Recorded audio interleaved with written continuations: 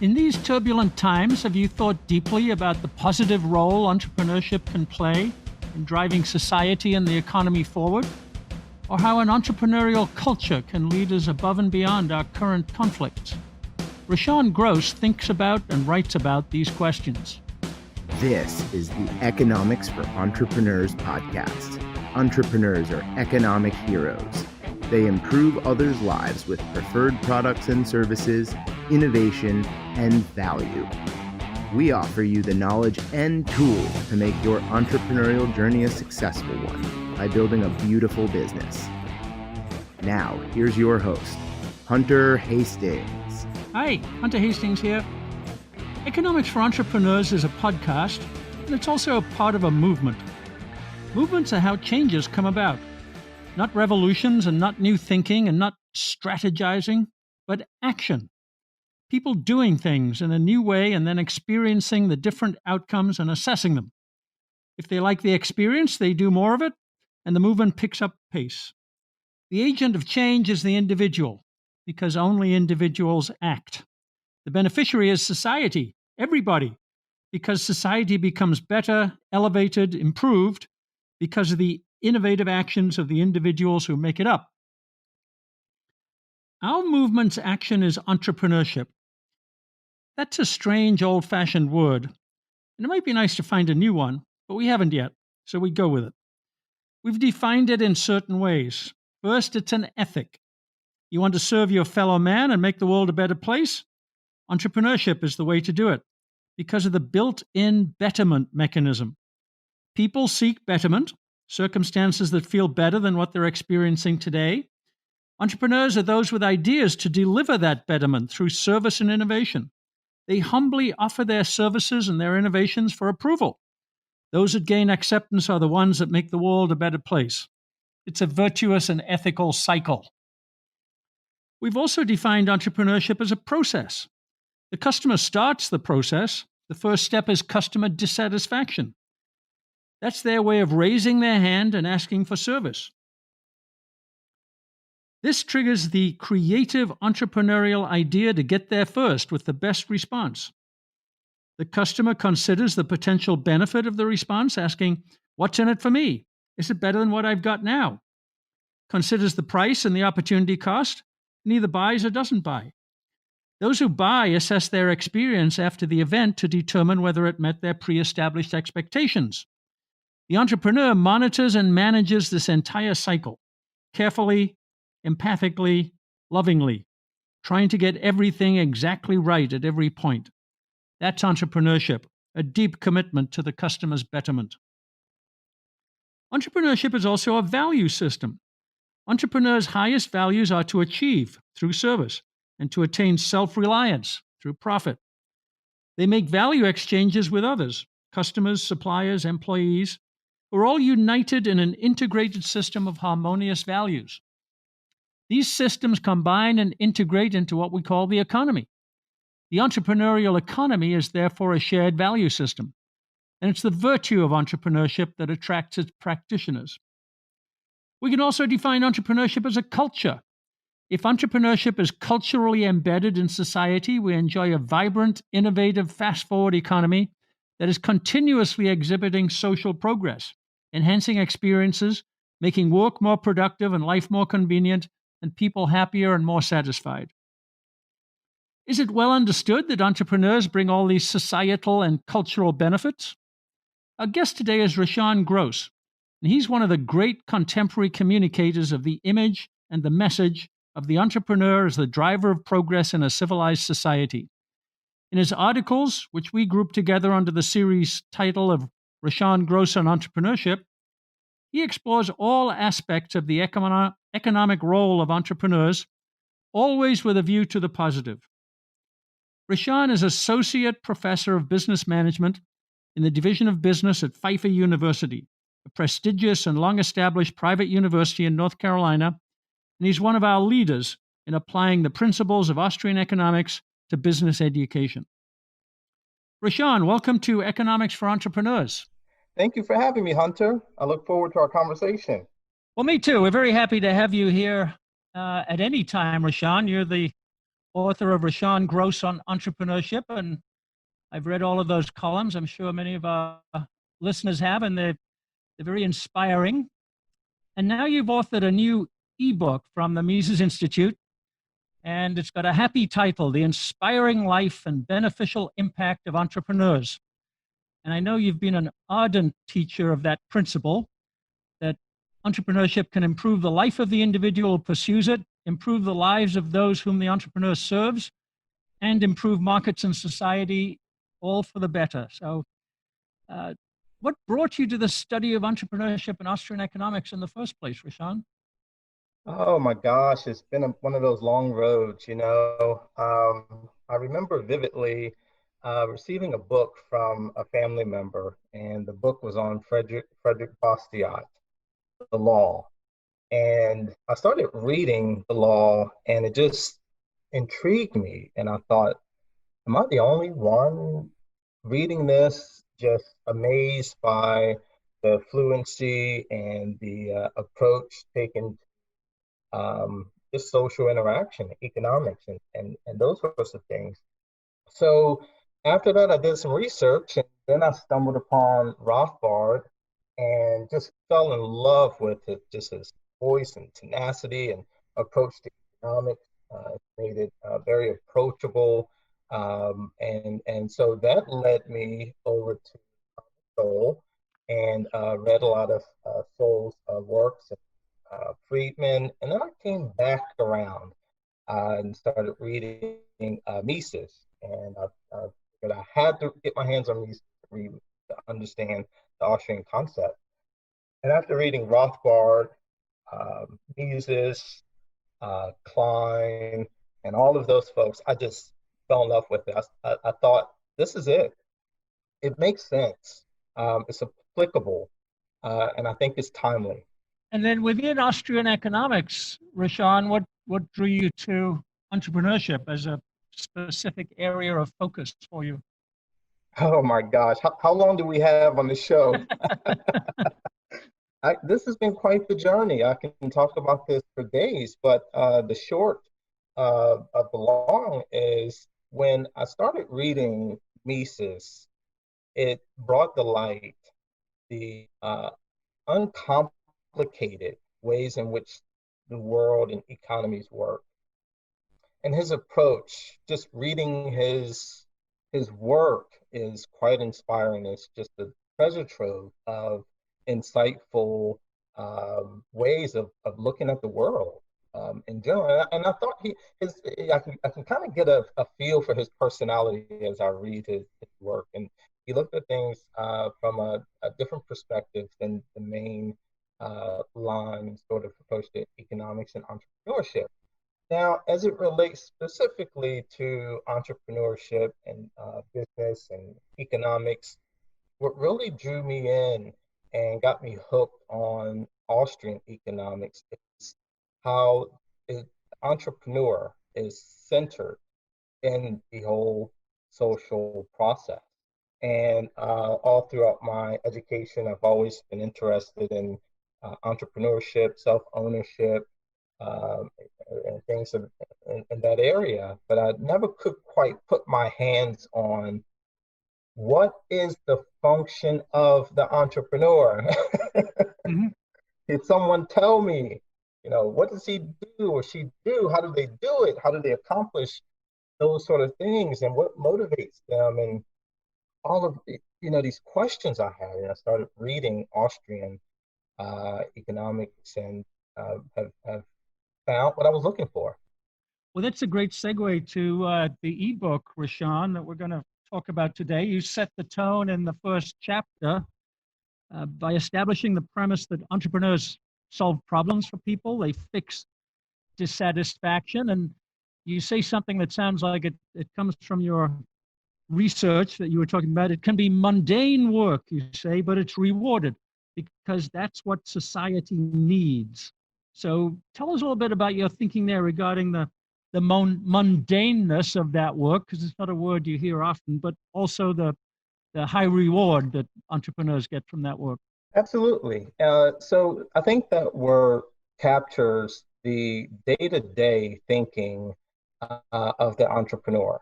It's just the day-to-day thinking, very insightful in terms of what real people do. And I always start with that sort of mental construction is what would I do? What might other people do? And we have no real way of predicting if a customer is going to like A or B over C only based on their action. And as an entrepreneur and as a consumer, we got to look at, well, what inspires us to do certain things. And Mises lays that plan completely out. He talks about it extensively. And so in this particular piece, what I was really focused on is dissatisfaction. And dissatisfaction can come from interaction, from the most simplest things, the easiest things that we encounter each and every day. And I don't know if entrepreneurs miss this, if they don't, but customers know when they're dissatisfied. And that's the signal that entrepreneurs ought to put in the forefront of their minds. Always come from that place of what is the mundane? What are the things that we use, we dispose of, and we're dissatisfied with as a consumer, and let that be the base point for determining how to fix it in the future, and how can entrepreneurs use that bit of information to adjust the market. Raushan Gross points out that a careful study of the everyday usage and behavior patterns of customers can yield the entrepreneur endless signals for what needs fixing and improving, and is therefore a market for innovation. This and other insights are presented in clear language and inspirational ideas in Raushan's ebook, The Inspiring Life and Beneficial Impact of Entrepreneurs. It's free, and you can sign up to get it as soon as it is published at e4epod.com/Raushan. That's the letter E, the number 4, the letter E, pod.com/RAUSHAN. Or use the link at the bottom of the key takeaways page for this podcast at Mises.org or at hunterhastings.com on the podcast tab. Now back to our conversation. Yeah, I always like to say that dissatisfaction is the great resource for entrepreneurs. It's universally available if you can just spot it and, as you say, think about it in a real day-to-day fashion. It provides energy for innovation. It's heat and light. It's everything that entrepreneur needs. So It's it's a treasure trove. yeah. So if you think about all of the things that you used this morning as you woke up and started your day, what were some things you were dissatisfied with that you could signal to an entrepreneur, or that this could be done differently, or better, or maybe simpler than what it is? And I think that is the treasure trove of dissatisfaction. Yeah, that's a great way to look at it. A treasure trove. And then you've hinted at this, Raushan, already, but one of the things you emphasize in the book is that the marketplace is very dynamic. It's constantly changing in uncountable and untrackable ways. But you're so positive. You present that as a positive for entrepreneurs. It's an opportunity to learn. And sometimes economists talk about the difficulties of uncertainty. You're always talking about the opportunities of learning. So tell us a little bit about how you look at change, uncertainty, and opportunity in your distinctive way. Well, those things are inevitable. So I always start with that sort of mental construction, is that where there's always going to be change, there's always going to be uncertainty, and there's always going to be opportunity. Now, I look at opportunity in a very unique way. I look at opportunity not as something objective. Opportunity is very much subjective. It's what the individual sees at any given moment in time. And no one else can own opportunity. And that's the key part there, that, I don't tell entrepreneurs what they should and should not do. I don't think that's my place. Where I like to sort of think about this is opportunity can be owned only by the individual. So if we look at opportunity that way, that one sees opportunity and one has to grasp that opportunity, and no one else can own that opportunity. And here's a case in point in looking at opportunity that way. Think about all the biographies of the most successful entrepreneurs, and we can go down the list. I don't want to take up that much time to go through each individual successful entrepreneur, but how many times did other people try to get that entrepreneur not to seize that opportunity that they saw? And that's the key, is that that individual entrepreneur is the only person that can bring that opportunity forth and seize that insight there. Uncertainty provides a chance to learn, and it provides a chance to restart, sort of a reset, because as things change, which they do, we try our best to understand where we might be on the other side of the uncertainty. The uncertainty, or any uncertainty, allows one to sort of adjust, to find whether or not that the error they might be in or exposed to can be altered, in fact. So I look at change, uncertainty, and opportunity as a learning experience, and that's what entrepreneurs should do, ought to do, to continue their success and growth, is to learn what's happening around them. Now, there's no way to stop change or uncertainty and opportunity, as these are all subjective sort of areas, in terms of how I might approach, how an entrepreneur ought to do these things. So this is how I like to think, that there's no tenure in entrepreneurship. Tenure for entrepreneurs are only those that seize the opportunity and learn from uncertainty and change. It's interesting what you say, that opportunity it's not an objective phenomenon, it's subjective. So do entrepreneurs create opportunity, imagine opportunity in their own minds? That's what subjective means in that sentence? Only if I could be in the minds of other people would I. But my observation, my experience, and research that I've done, shown that the most successful entrepreneurs are those who themselves had their own vision and how they approached that opportunity that no one else around them could see or wanted to be part of. So what you hear most often in the stories of successful entrepreneurs is that those around them did not see that opportunity or could understand what they saw in a particular opportunity. So it's very much subjective. Yeah. I might be able to witness the struggle to, allow others to sort of collaborate on that opportunity, but we'll never know truly what an individual saw, how they approached it, and gotten to the place of success. And so, yeah, I tend to think that it's very much a subjective area. They can see it and grasp it, and it's up to others to collaborate if the situation allows. Yep. Let me, as we work our way through the ebook, let me flip up a level now to the institutional level and the societal level, which you talk about. And you say, Raushan, that entrepreneurship is the foundation of a productive society, an important institution in civilizational progress. Expand on that a little bit for us, and also tell us what you think about whether that's well recognized in society today. But first, just expound your concept about the foundation of a productive society.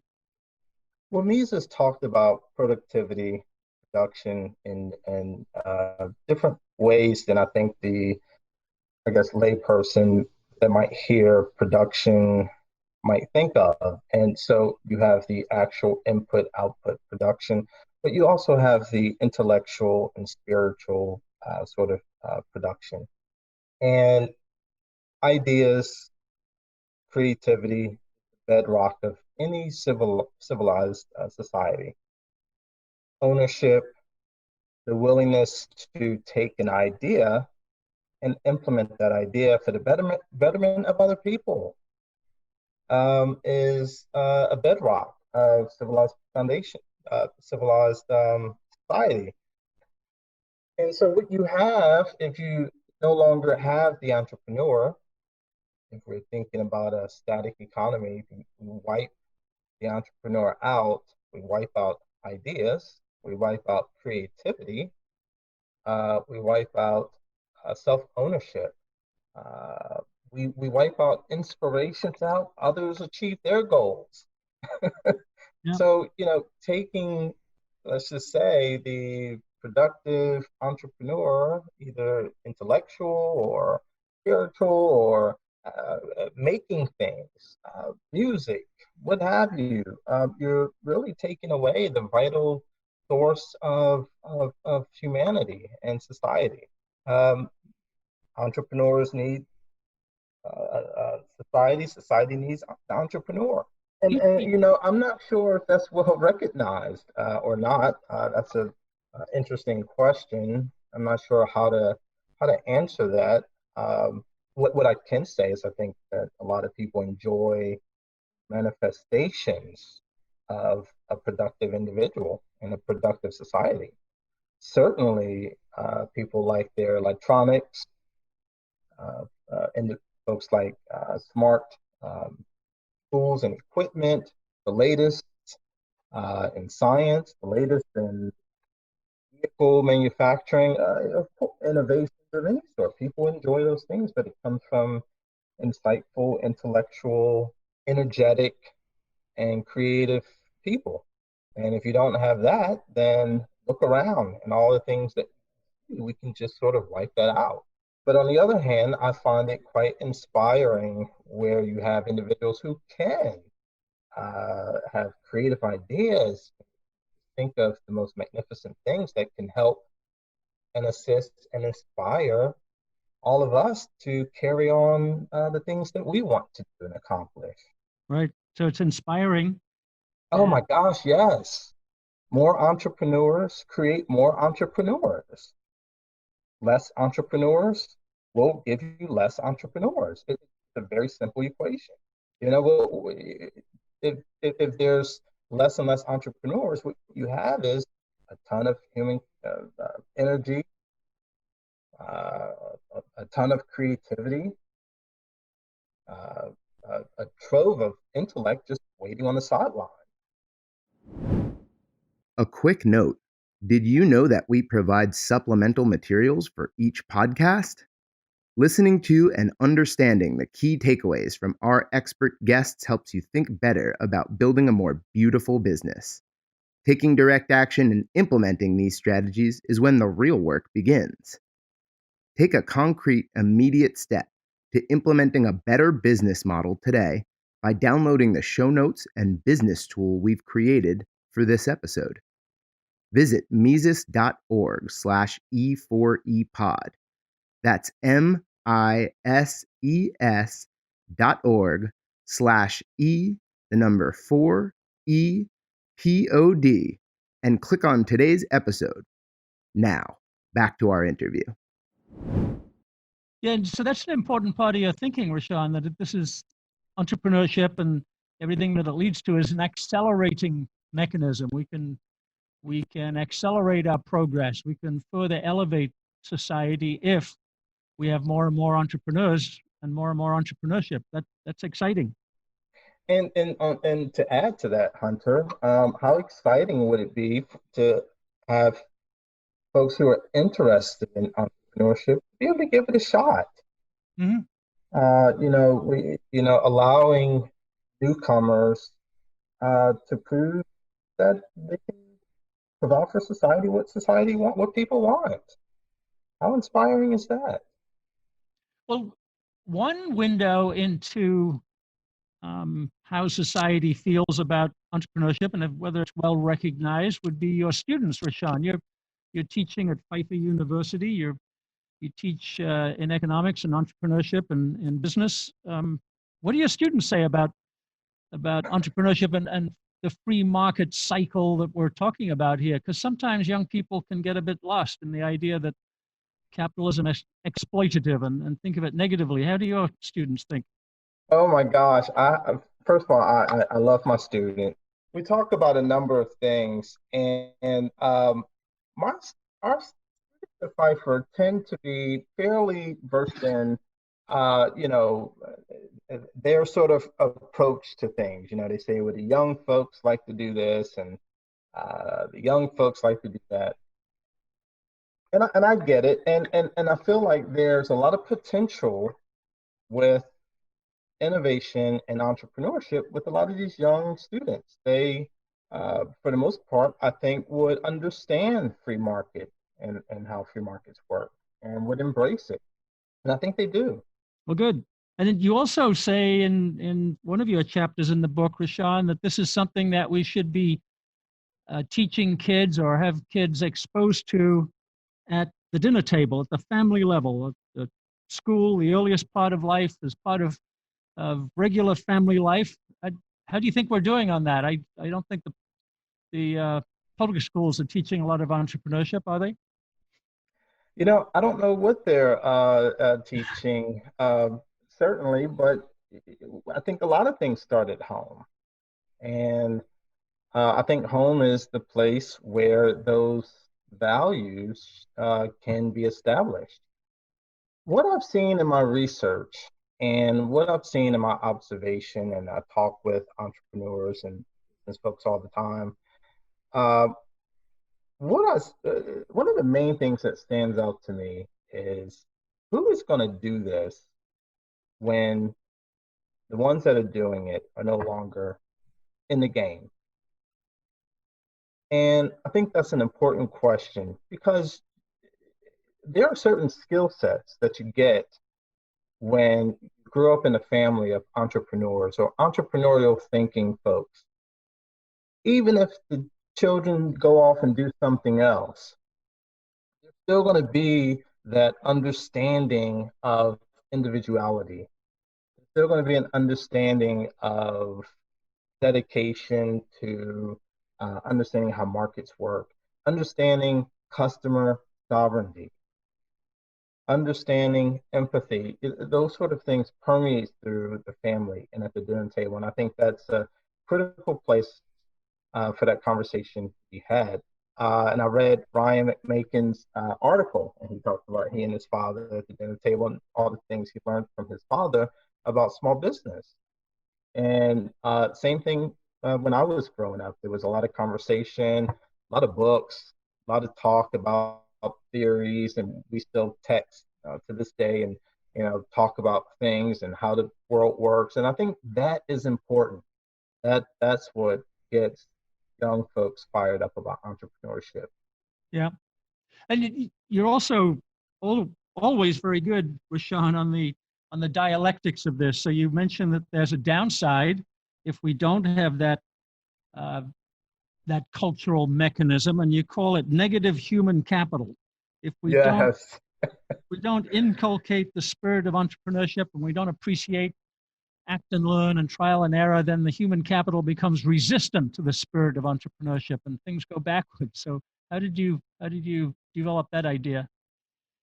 Isn't that something? Yeah. How you can have one side of this sort of idea where, you have a situation at the dinner table where you can teach a lot of things related to entrepreneurship, talked about, the freedom of markets, competition. A lot of things can be discussed. For gaining that human capital, the skills to go off and do whatever it is you want to do, and also the confidence to do the things you want to do. But there's also, through my research and through other areas, I found that, there are this negative slant toward actually pursuing self-employment. pursuing the skills needed in the market to become an entrepreneur, even the thinking of um, you know, how to become an entrepreneur, those things that you need to do. And there's a negative side, and some folks are getting taught the negative human capital. You don't need to do that because someone else would do it for you. You don't need to learn this, and so forth and so on. Or they Mhm. have bad views about how the market works, and all sorts of negative stuff is being taught to some of these folks. So there is a negative side to this.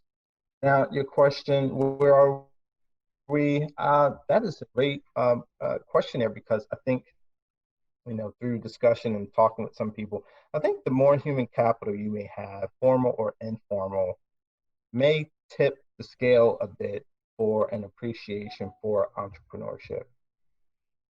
Understanding risk, understanding awareness of opportunity, understanding what Kersner said, the awareness. Are you aware that there's a dollar on the floor, or you just keep on walking past it? Mhm.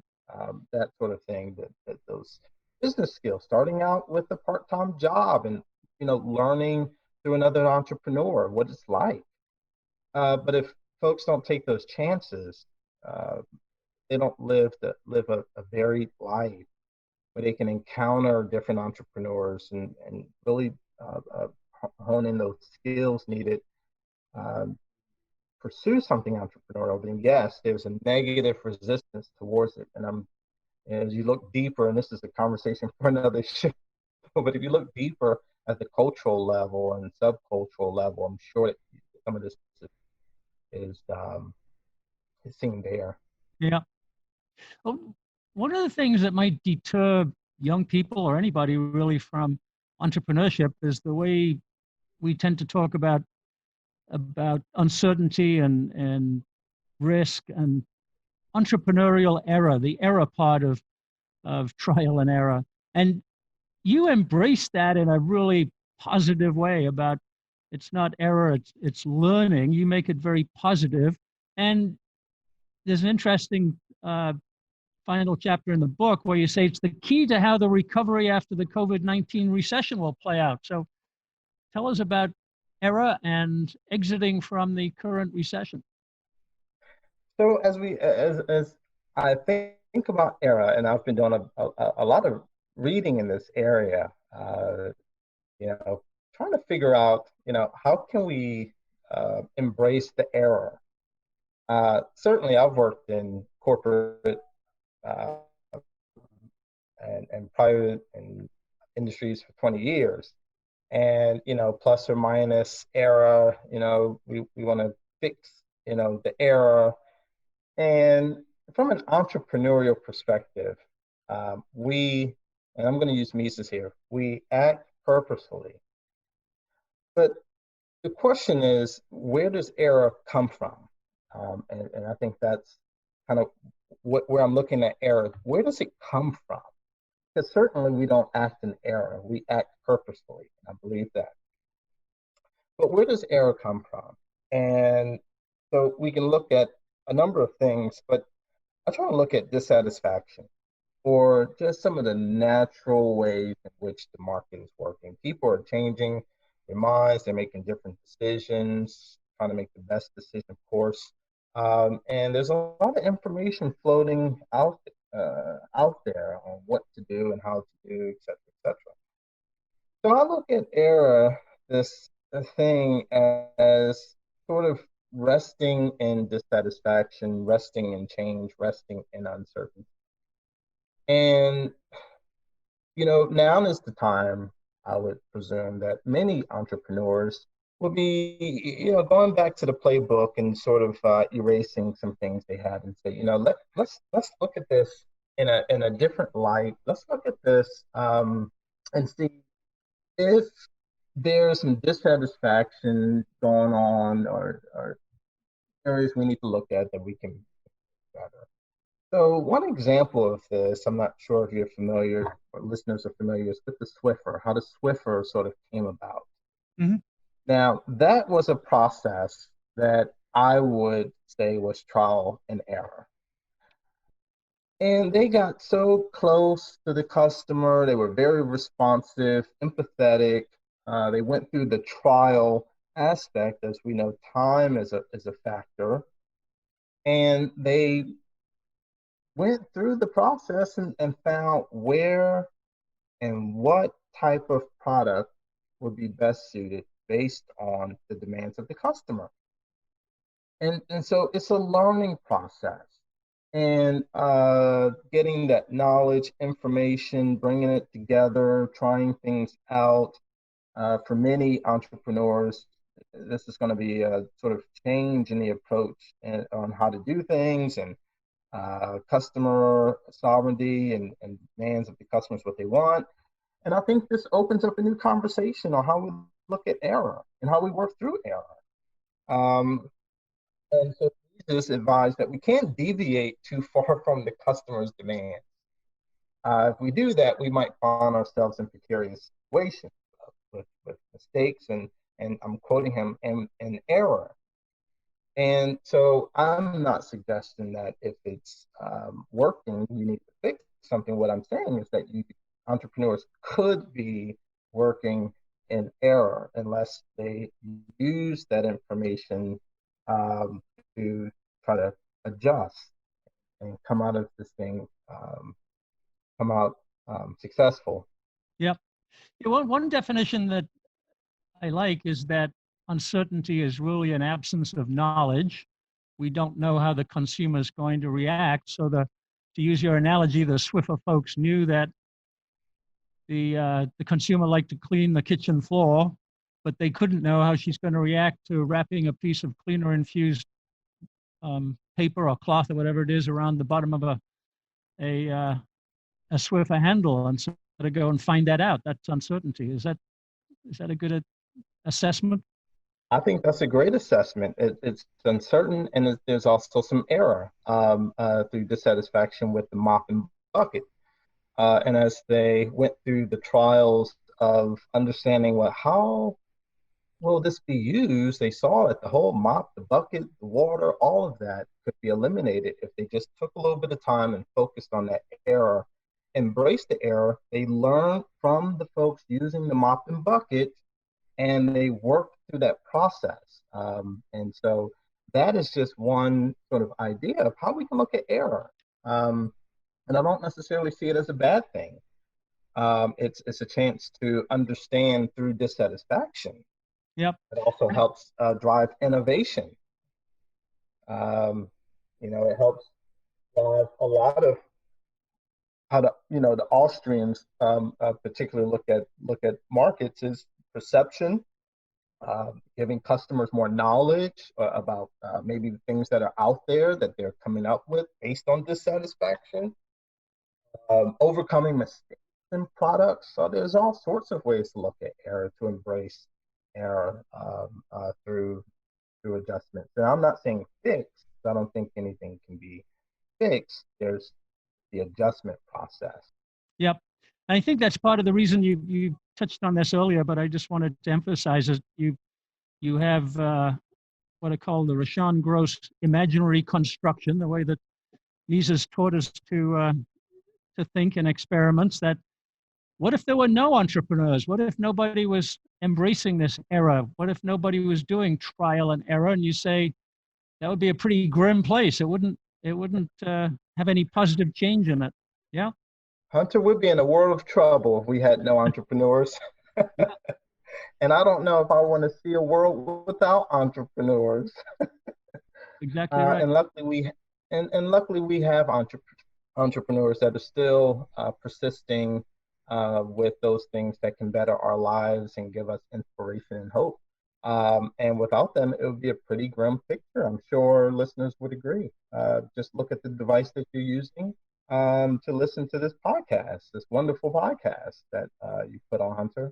You wake up in the morning and look around your home, and everything that was thought of or created by an entrepreneur or folks about entrepreneurial folks, I think we can thank them, and the world will be a different place.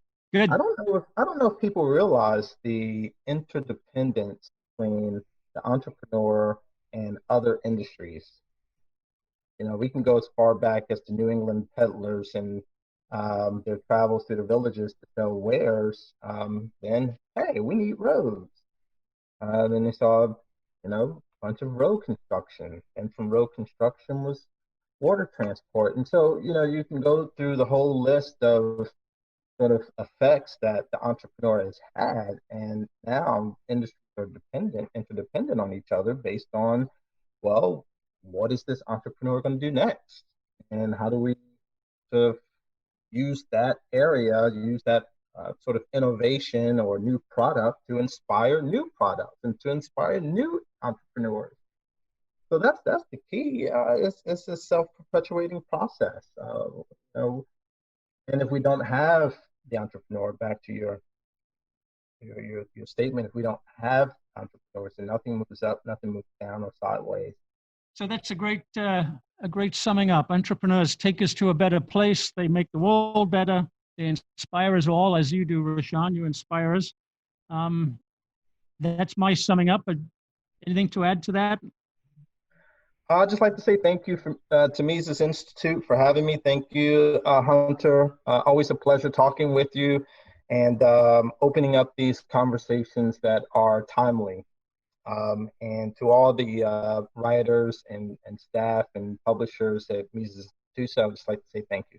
Well, let me just take an opportunity to remind people listening that you can read Raushan's columns, which we call Raushan Gross and Entrepreneurship, at Mises.org, on Mises for Business, which is on both LinkedIn and Facebook. I also post them on hunterhastings.com.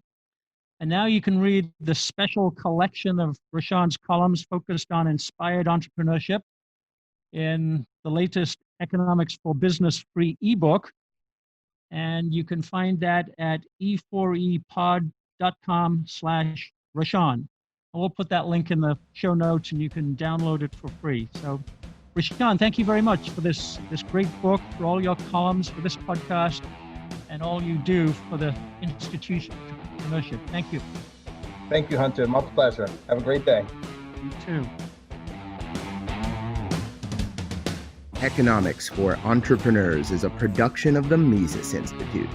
To explore more content like this, visit Mises.org. That's MISES.org. For more from Hunter Hastings, check out hunterhastings.com.